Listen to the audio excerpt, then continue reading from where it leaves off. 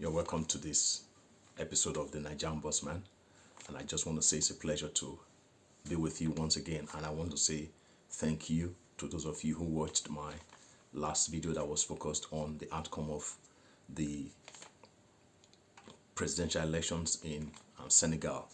And I also want to say thank you to my new subscribers. I think there are about 6 or 7 of you. I want to say that I really appreciate you and thank you for continuing to appreciate and encourage what I'm doing on this channel. But today, I'm looking at a very serious matter, and it has been one that has been on my heart for probably 28 years now. And this particular issue has come to the surface very much because of some of the things that I have been reading and seeing in social media lately. You know that social media has now given visibility to a lot of things that we did not see or we could not easily hear before it came into use. But thank God that it has now given visibility to a lot of these issues which people did not really look at or were not visible before. And to this on, I'm looking at the issue of predatory tendencies among lecturers and people holding offices in Nigeria and around the world generally. But this particular episode has been instigated or motivated by the case of Professor Cyril Ndifon. Professor Cyril Ndifon is a professor of law and the former dean of law in University of Calabar, and he is the first professor of law from Rivers State, from Cross River State, and he graduated from the University of the Obafemi Awolowo University in 1989, and he had his LLM in comparative criminal law, and he has since gotten his master's and law degrees subsequently. The Professor Ndifon has come into the news because of the way he has harassed the students and some of the things, because of how dirty the nature is. I cannot really go into them. But this had moved the students of the University of Calabar in the law faculty to go out to protest some months back. And because of this protest, we have seen that other things have come up. Many people have come up to speak about how this man has basically harassed them sexually and even going to the extent of threatening them, telling them that they will not graduate.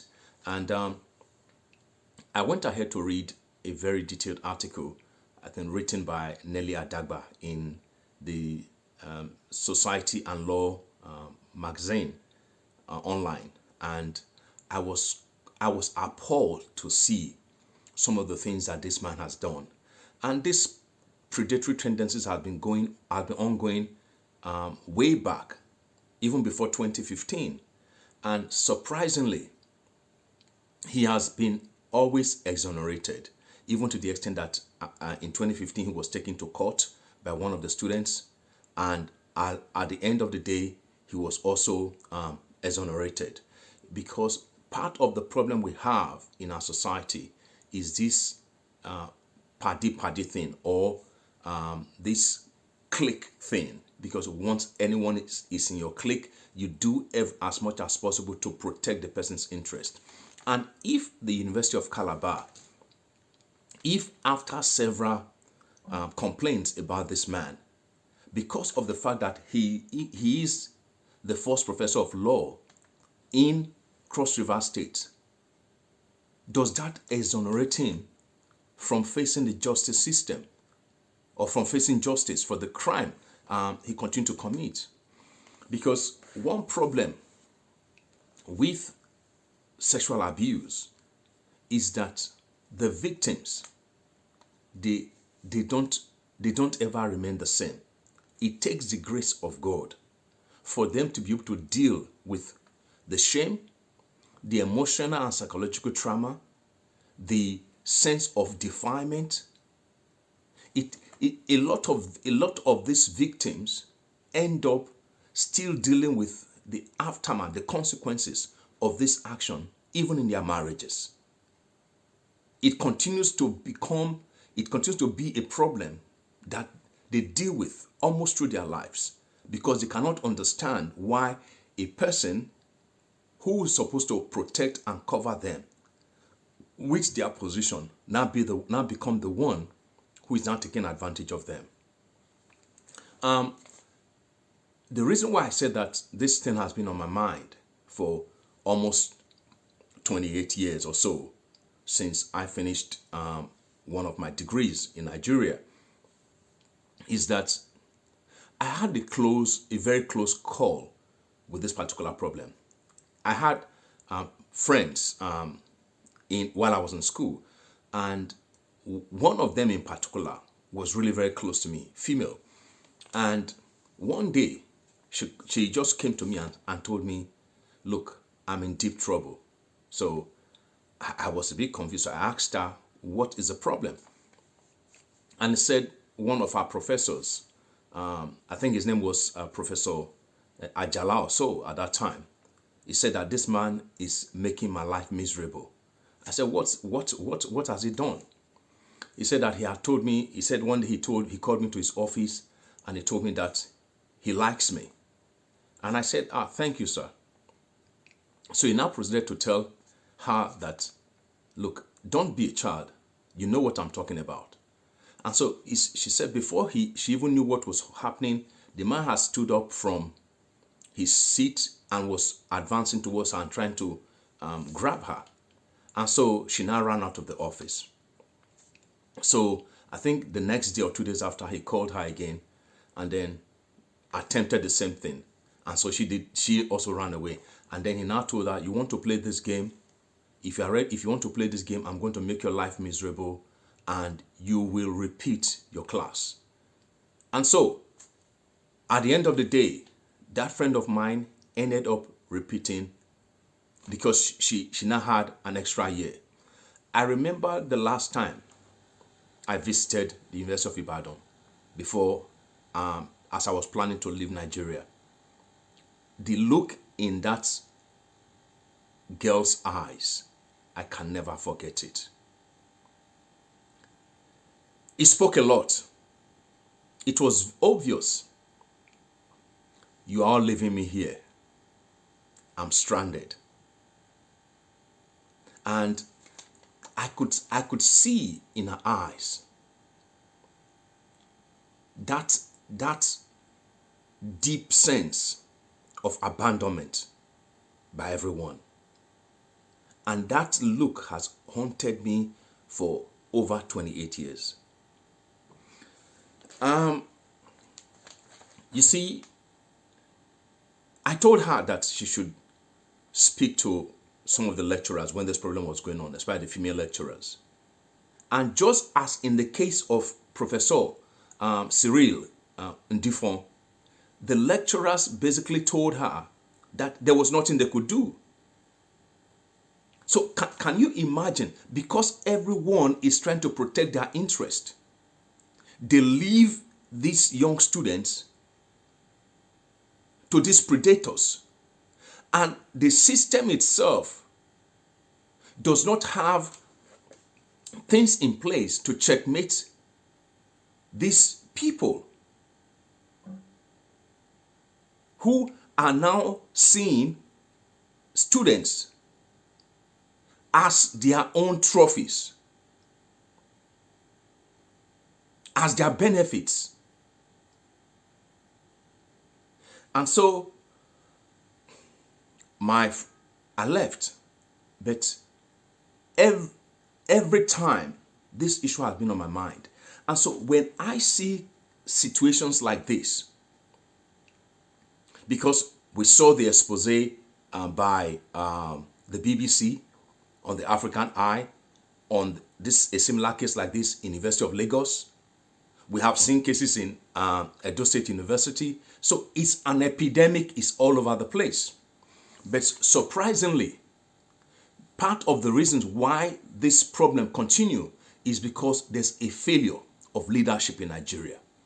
We have our structures of accountability are just rubbish. Is it the police you want to talk about? Is it the judiciary? Even the schools themselves,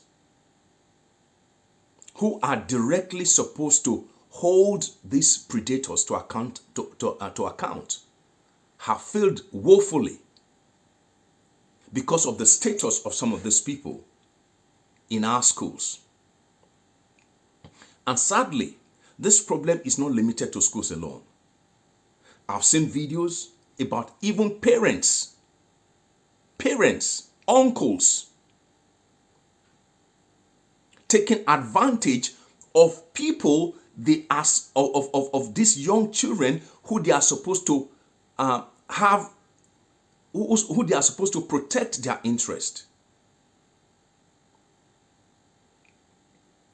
Parents, fathers, and even in some cases pastors and spiritual leaders who are supposed to show the light to the society. So it's a big problem. And today we see the case of Ndifon, because before the students in a faculty can rise up to go on a protest, you will be able to know how degenerated situations have become. In the case of Ndifon, 16 videos and pictures of nude students were found on his phone. So what will a sane human being will be doing? What will he be doing with nude photographs of his own students in his telephone? So this is a big problem. A professor of law who understands how things should work is now the one who is directly involved in this thing. He and others have made life miserable for many of the students. You cannot just imagine the kind of psychological damage that these female students have been that they have been caused.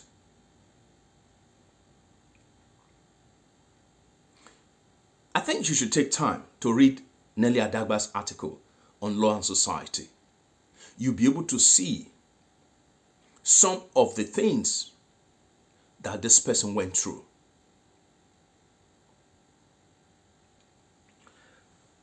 I'll tell you my own story. I first taught when I was 19 years old. And guess what? I was sent to, that was my practical placement, because I have degrees in education, apart from other areas where I've studied. And I was sent to a female school, a female secondary school, and it was Valentine's period. The very first day I arrived in that school, I had Valentine invitations pour in. That was my first day in school. They sent these letters through because there was also a primary school close by. So they sent these letters through children from that primary school. And so as they were bringing them, I was just dumping them somewhere. And I remember a couple of my colleagues who were sent to that school together. They were asking me, hey, what's going on? This is an opportunity for you. But at that time, I knew the kind of family I came from. I know the kind of values that have been projected into us. But at that time, I had not even fully surrendered my life to Christ. I was going to church. But I also know what God desires. Because Job, in Job 31, I think verse 5 or so, he said, I have made a covenant with my eyes that I will not look lustfully at a woman. I knew that I was there. My responsibility was to teach and not to take advantage of these children. Some of them, I remember a couple of them was even about my age. So I decided in my mind that I was there to teach. I was there to challenge these children to look at the future and to make them the best of what they can be. Temptations were everywhere, but I focused on my responsibility. And at the end of my time in that school, I remember very well, I spent 2 days taking gifts that were brought in appreciation of my time in that school. And I will never forget, in one of the books that was given to me as a gift, one of the students wrote, "Thank you for being very different and making a mark in us." I think the girl's name was, something Benedio. I can't remember her first name, but the last name was Benedio. So, you see, when I left that school, I left with great joy in my heart, knowing that I had done my job and I'd done it well. Were there battles in my mind? Of course. Of course.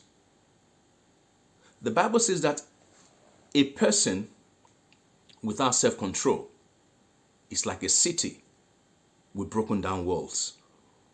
So if you lack self-control as a man, you are no better than a dog.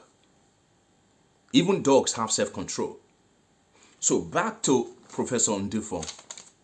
I think that, you see, the Nigerian government have to sit up when it comes to handling issues that has to do with professors and teachers, lecturers, and even others taking advantage of students and females, young girls. The law has to be adjusted to ensure that our children are protected, that they do not become victims in the hands of predators like Professor Ndifon. And to the University of Calabar, from 2015 or even earlier, since Ndifon came in as a lecturer, you have had reports and cases. He has faced panels. But you still continue to keep this man in place. You see, sexual predators should not be allowed, should not be given the room or the environment to do what we know is great damage, because you have empowered this man. You have given him the right environment, knowing who he is based on all the reports that are coming. You people still continue to give him that office to destroy lives.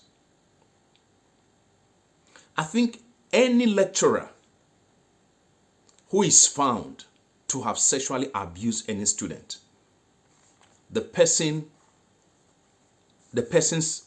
position, the person should be sent on suspension from the educational system and banned from service for at least 5 years.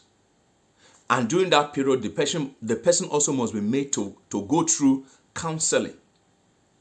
And the person after 5 years can only have the opportunity to teach again. But if that situation is repeated, then the person is banned for life.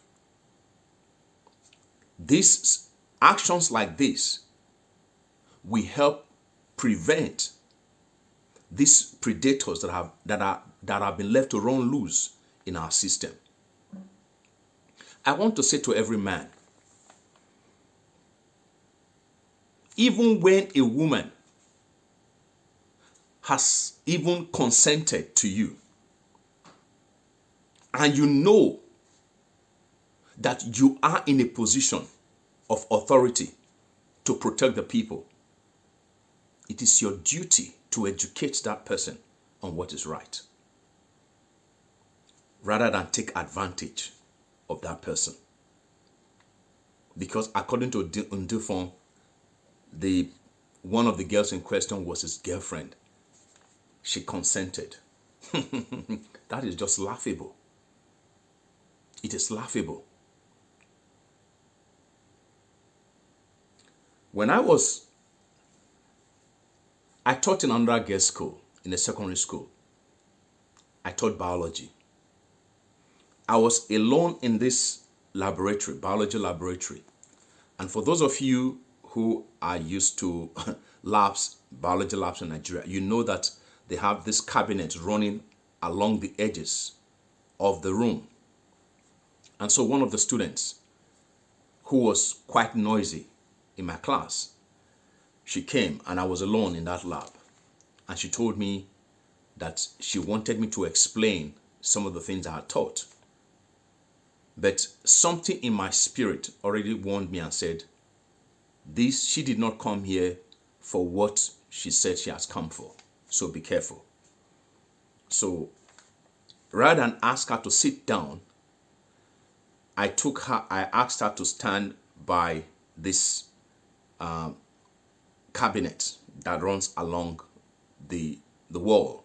So I was also standing up on the opposite side. So I had my biology textbook on the cabinet table. And so I started to explain. But as I was explaining, it was as if someone was piercing my head with a knife. And so I looked up, I saw her eyes fixated on me and not on even the textbook. So I told her, I said, please concentrate. Then after speaking again for another 1 minute, I felt the same thing. And then I looked up and I told her, you did not come here for any explanation or for you to for me to explain things better for you. You came here for a different thing. And I'm sorry, I cannot be a part of what you have come for. Please pack your stuff and get out from here. It's as a person, as a lecturer, as a teacher, as a person occupying authority where you oversee issues concerning females or even males, you should understand that you are there to be a guide, to be a protector, to be one challenging them for values that hold true, and not to take advantage of them in any way. Because if you do, whatever you sow, you are going to reap. Because Professor Ndifon had it all going well for him. But he degenerated to this state. And he has caused so much damage to many students. And it should never be so. In conclusion, I just want to let you know, you lecturer, every man out there, the woman who is not your wife is not your own. Do not take advantage of any woman. You do not know, you have no clue as per the damage that you are doing when you take advantage of a woman. I've had to counsel some people in this kind of situation. It's only when you meet them, when they speak, that you have an insight into the damage that has been done to them. So please, I plead with you, she's not yours if she's not yours. I pray that God will bless you. I look forward to seeing you in the next video. Remember, you are the change that you want to see. Whatever you want to see improve in society, know that it begins with you. May God bless you. I look forward to seeing you in the next one.